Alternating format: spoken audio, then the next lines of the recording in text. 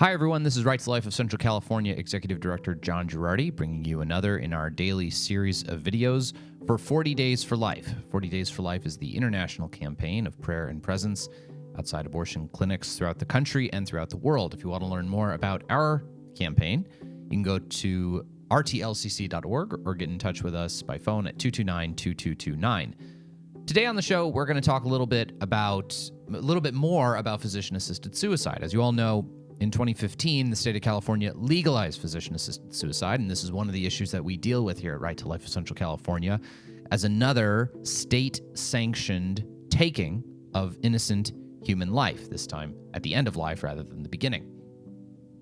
With physician-assisted suicide, we talked yesterday on the show on some of the core principles for why it's wrong. It's the taking of innocent human life. Human life has great value and dignity. This is the state basically saying that people in this category do not deserve the protection of the law. But there are a lot of sort of incidental reasons why physician-assisted suicide is wrong, and I want to talk about some of those with you over the next few days. One of the reasons why physician-assisted suicide is wrong, and I'll get to sort of these two issues, which is basically what physician-assisted suicide does for the provision of healthcare, and also the way in which physician-assisted suicide could wind up cutting people's lives unduly short. So the way physician-assisted suicide works is that you are eligible to receive a prescription for deadly medication if you have received a 6-month terminal diagnosis and are deemed to be have mental capacity to request this. Now, let's dig into the question of what this does for healthcare, what this does for palliative care, what this does for end-of-life care, what this does for insurance. One of the things that characterizes physician-assisted suicide is that it is cheap, and it is much cheaper than most extensive forms of care that is provided to patients at the end of their life. If you're thinking about someone with cancer, a lot of times they'll get, okay, well, you can try this experimental form of cancer that's really expensive, and there's chemotherapy and dialysis, and there's this, and there's that, and there's that. And the kinds of extraordinary treatments that can attend someone struggling with an end-of-life illness can be extraordinarily costly. Well, and what we're dealing with in the United States is we have larger and larger systems of government-funded healthcare between Medicaid, Medi-Cal. You have Democrats proposing things like Medicare for All. We're moving in the direction of more and more state-furnished healthcare in this country. Well, what is a good way to cut costs?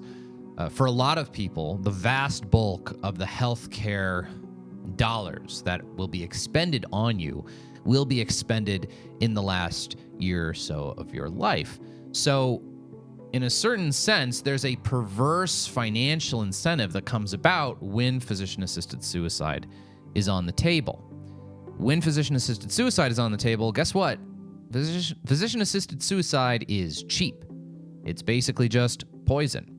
It's a heck of a lot cheaper than chemotherapy. It's a heck of a lot cheaper than a lot of options. And there have even been some reports in California of patients with cancer or other scenarios having their insurance companies not cover certain kinds of cancer treatments, but they will cover physician-assisted suicide. And so you see the perverse financial incentives. I remember this. When Jerry Brown signed the physician-assisted suicide bill into law, he issued a signing statement saying, well, I would like to have this option open to me, potentially, if I'm at the end of my life. And I felt like throwing something through my computer when I read that.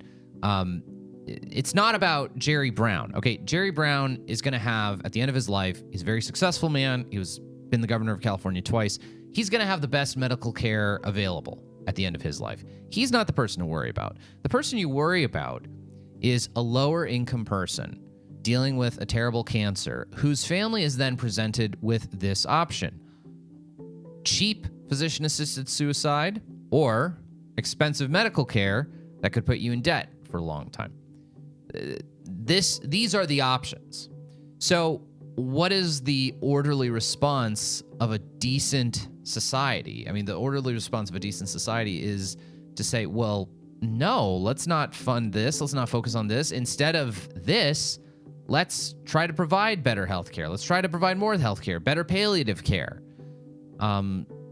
better options for people at the end of their life, not put them into this terrible situation of having to choose between expensively trying to sustain my life and cheaply killing myself and putting this burden on my family. There's nothing kind, there's nothing merciful or just about that. Yeah, it's just another, it's another option for someone like Jerry Brown. It might be a total absence of choice for someone from a lower socioeconomic rung of the ladder than Jerry Brown. And in essentially every state where physician-assisted suicide is available, palliative care tends to suffer. Various forms of end-of-life care tend to suffer. Why? Well, it's because those states that have physician-assisted suicide have this kind of escape valve where they don't have to care about palliative care quite as much. They can simply have patients end their own lives. So that is one of the bad aspects, what it does to healthcare. Very quickly, I'll just speak to the way in which patients can cut their lives short. Essentially, the way you qualify for physician-assisted suicide in California is you have a 6-month terminal diagnosis. A 6-month terminal diagnosis, a 4-month terminal diagnosis, a 1-year terminal diagnosis. These are doctors giving their best guesses. These are not set in stone absolute pronouncements whereby if you get a 6-month diagnosis on, month 5, day 29, you're going to feel great. And by month 6, day 1, you are most certainly dead and in the ground. They are guesses, okay? And there are many, many, many people who don't live to that guess. And there are many, many people who totally blow past that estimate. During the debate on physician-assisted suicide in the California legislature, you had assembly member after assembly member, senator after senator coming forward with stories, for those who were in the no camp, of people who, I had a 6-month terminal diagnosis, I would have qualified for physician-assisted suicide, and I wound up living another 5 years. I wound up living another 10 years. There's no scenario where we can say we are okay with actively taking someone's life or actively facilitating suicide. But to base such a decision off of a 6-month terminal diagnosis, or, as some in the media are pushing right now, and we'll talk about that tomorrow, a 1-year terminal diagnosis, is the height of insanity. These are guesses. They are not the proper bases for making a literal life or death decision. For Right to Life of Central California, I'm John Girardi.